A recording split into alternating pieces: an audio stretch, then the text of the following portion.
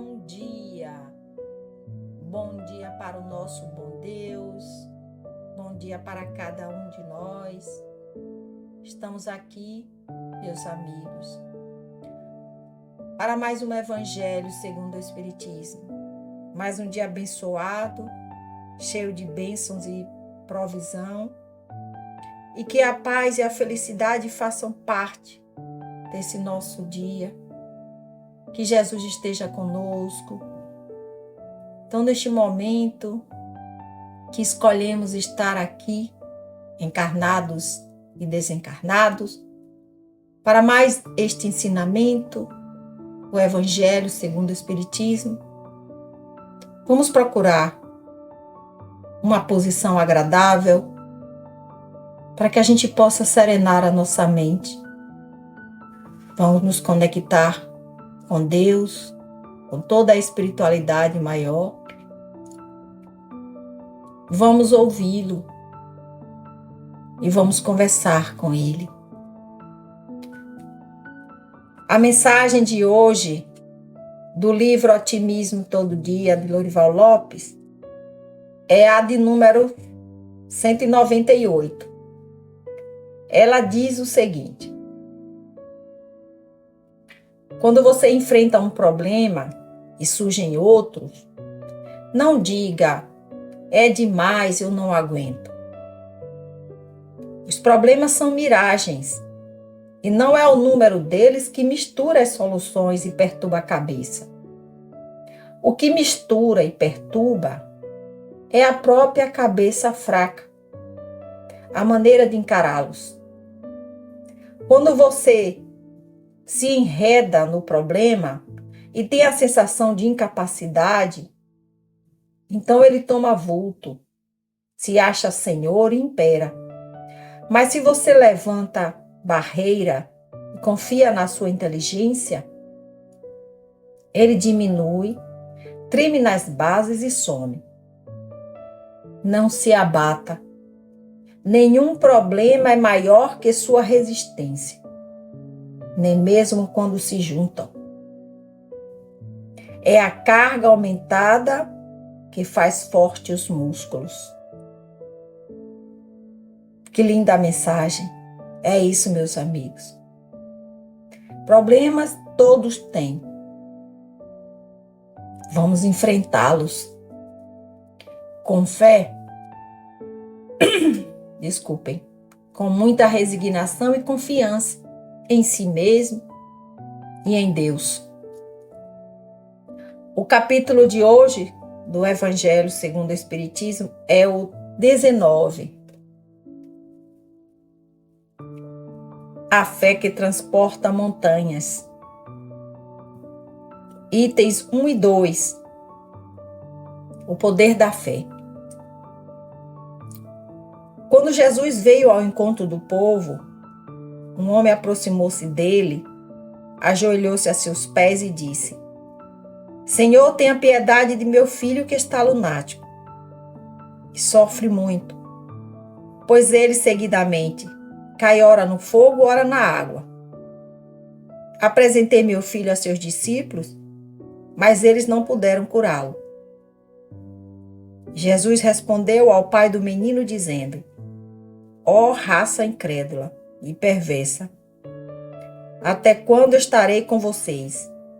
Até quando sofrerei com vocês? Traga o menino até aqui. E Jesus, repreendendo o espírito mau que o acompanhava, fez com que este se afastasse, curando-o no mesmo instante. Então os discípulos vieram encontrar Jesus e, em particular, lhe perguntaram: Por que nós não conseguimos expulsar este demônio? E Jesus respondeu: É por causa da pouca fé que possuem. Pois eu digo, em verdade, que se tivessem fé do tamanho de um grão de mostarda, diriam a essa montanha: transporta-se daqui para lá, e ela se transportaria. E nada seria impossível a vocês. Essa passagem está em Mateus, capítulo 17, versículo 14 a 19. O item 2, que é o pensamento de Kardec, diz o seguinte: a confiança do homem em suas próprias forças faz com que ele seja capaz de realizar coisas materiais que não podem fazer quando duvida de si mesmo. Porém, nesse caso, devemos entender as palavras de Jesus unicamente pelo seu sentido moral. As montanhas que a fé transporta são as dificuldades, as resistências, a má vontade dos homens, mesmo quando tudo está correndo bem. Os preconceitos, o interesse material, o egoísmo, a cegueira do fanatismo, as paixões orgulhosas, são também montanhas que travam o caminho de todo aquele que trabalha pelo progresso da humanidade. A fé, quando é forte, fornece a perseverança, a energia e os recursos necessários para vencer os obstáculos, sejam eles pequenos ou grandes. A fé que vacila provoca em nós a falta de confiança de que se aproveitam os adversários que devemos combater. E mais ainda, a fé que vacila não procura os meios de vencer, pois nem sequer acredita na possibilidade da vitória. Que assim seja. Vamos então interpretar também um pouco aqui essa passagem do Evangelho de hoje. O poder da fé. E o que é a fé?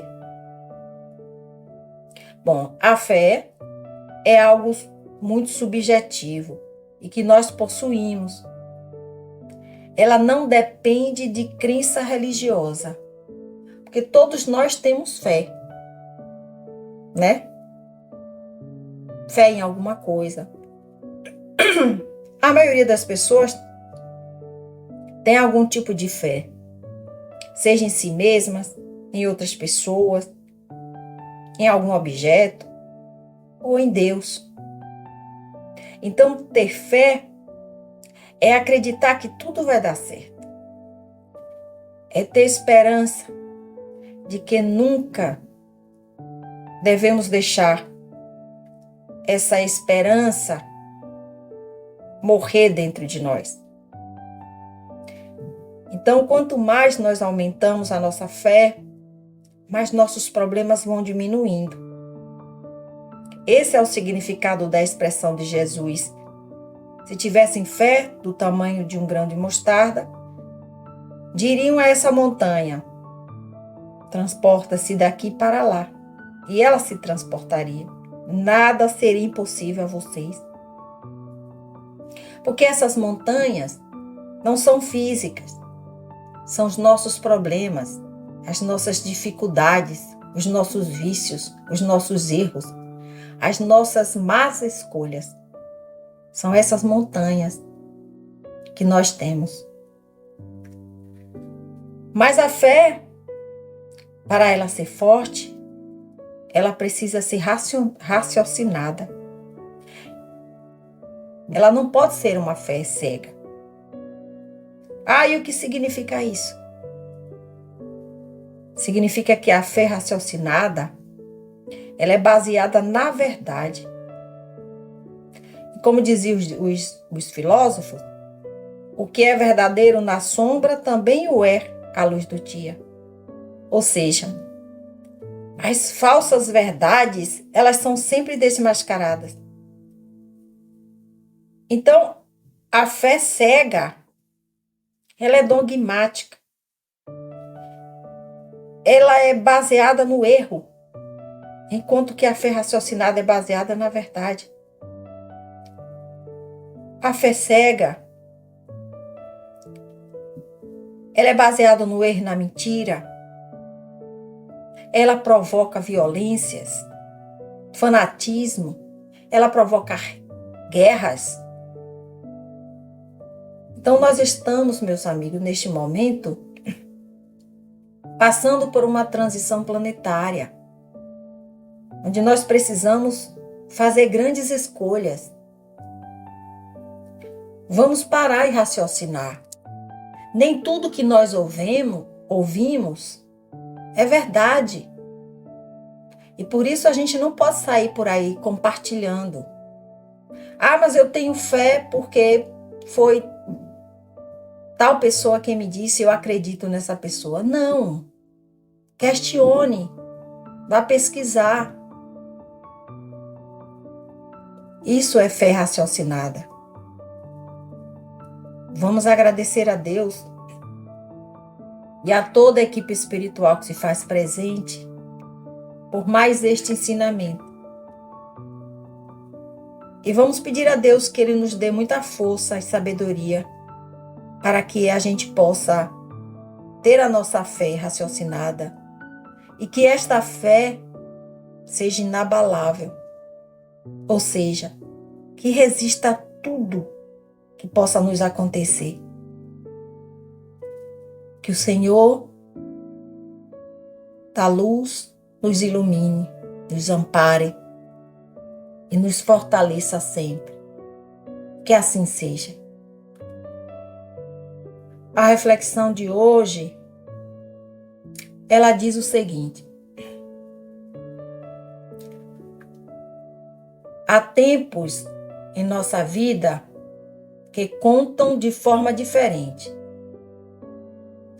Há semanas que duram anos, como há anos que não contaram um dia.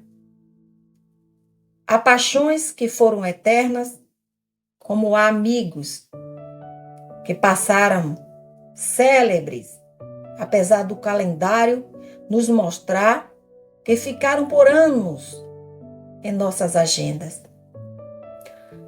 Há amores não realizados que deixaram olhares de meses e beijos não dados que até hoje esperam desfecho. Há trabalhos que não nos tomaram décadas de nosso tempo na Terra, mas que nossa memória insiste em contá-los como semanas. E há casamentos que, ao olhar para trás, mal preenchem os feriados da folhinha. Há tristezas que nos paralisaram por meses, mas que hoje, passados os dias difíceis, mal guardamos lembranças de horas. Há eventos que marcaram e que duram para sempre. O nascimento do filho, a morte da avó, a viagem inesquecível, o êxtase do sonho realizado. Estes têm a duração que nos ensina o significado da palavra eternidade. Já viajei para a mesma cidade uma centena de vezes, e na maioria das vezes o tempo transcorrido foi o mesmo. Mas conforme meu espírito, houve viagem que não tive fim até hoje. Mas há percurso que nem me lembro de ter feito. Tão feliz estava eu na ocasião. O relógio do coração hoje, descubro que bate em outra frequência daquele que carrego no pulso.